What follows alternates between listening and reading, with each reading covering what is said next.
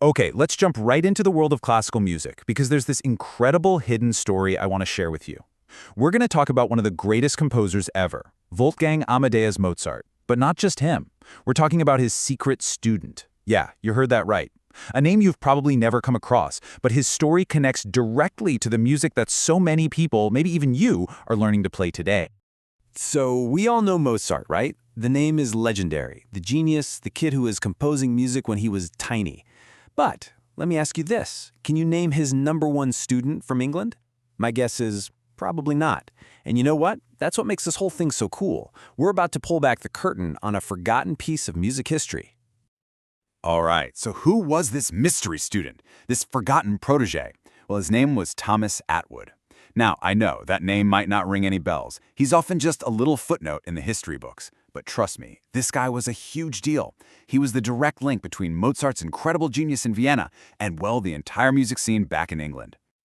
So this is the guy, Thomas Attwood, born in London, super talented musician who just happened to end up in the right place at the exact right time, studying with the greatest composer of his day. Seriously, he is such a crucial piece of the puzzle in music history, and we are going to find out exactly why.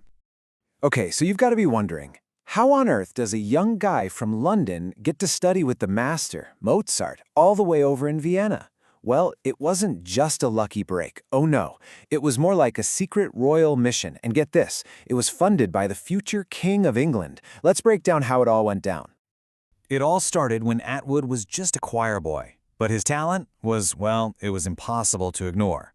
It was so obvious that he actually caught the eye of the Prince of Wales. The prince just knew this kid had something special. And he figured, if you want to be the best, you've got to learn from the best. So he paid for Attwood your whole trip to the musical capital of the world at the time, Vienna.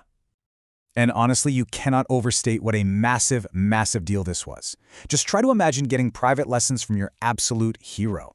I mean, for a young musician like Attwood, being sent to study with Mozart, it wasn't just a good opportunity. It was literally like winning the lottery. He totally hit the jackpot. So Attwood makes it to Vienna. He's there. He starts his studies. But what was it actually like? You know, getting lessons from the master himself. This is where the story gets really good. Because this wasn't some casual summer class. Nope, this was intense, one-on-one, personal training from Mozart. Think about this. For 2 whole years, from 1785 to 1787, Attwood had Mozart as his personal tutor. And Mozart was not an easy teacher. He was known for being super careful, correcting every little detail in Attwood's work, drilling him again and again on things like structure and clarity. He was basically sculpting Attwood into a real composer. But what did Mozart think of all this? Did he just see Attwood as another student on the list? No way. He actually said, and I quote, "Attwood is a composer in whom I take a sincere interest." Wow. I mean, that's a pretty powerful recommendation, right? Mozart didn't just see a student, he saw someone who could carry on his musical legacy. So the big question is, what exactly did Mozart teach him? You can kind of think of it like Attwood was trying to crack the Mozart code, figuring out all the secret ingredients that made Mozart's music sound so perfect. So let's break down that code, shall we? So what's this Mozartian style all about? Well, first off, his music has these super clear and clean structures. Think of it like a perfect blueprint for a building. Then you've got these beautiful singing melodies, the kind of tunes that just get stuck in your head and you can't help but hum them. And finally, everything is perfectly balanced. You'll get a really clear melody with a steady accompaniment underneath. It just works. And here's the thing. Attwood's mission wasn't just to learn all this cool stuff for himself.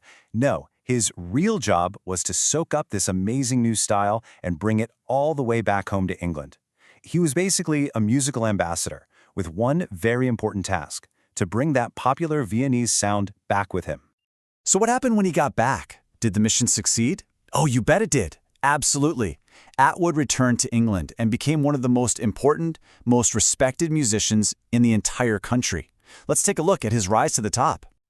Just look at this career path. It's absolutely incredible. He becomes the organist of St. Paul's Cathedral. That's a huge deal. Then composer to the Chapel Royal. And eventually, he's the organist for King William IV himself. I mean, he basically reached the very top of the music world in England.